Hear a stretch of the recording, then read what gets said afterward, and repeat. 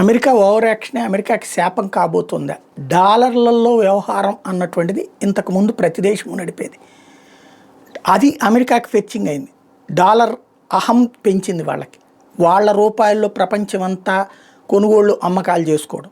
అయితే ఎప్పుడైతే ట్రంప్ టారిఫ్లంటూ ఒక్కొక్క దేశాన్ని విసిగించడం ప్రారంభించాడో ఎవరికి వాళ్ళు వాళ్ళ లోకల్ రూపాయల్లో బిగించేశారు.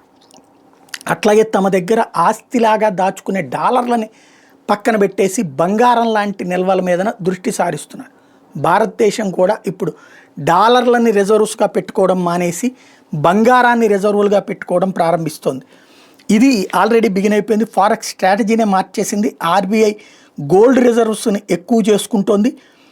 దీనికి సంబంధించినటువంటి బిల్ కూడా ఆల్రెడీ ఏదైతే ఓకే అయిపోయినటువంటి పరిస్థితి. ఓవరాల్గా చూస్తే ఫాస్టెస్ట్ గ్రోయింగ్ కాంపోనెంట్ కిందన బంగారం నిల్వలు అనేది పెరుగుతోంది.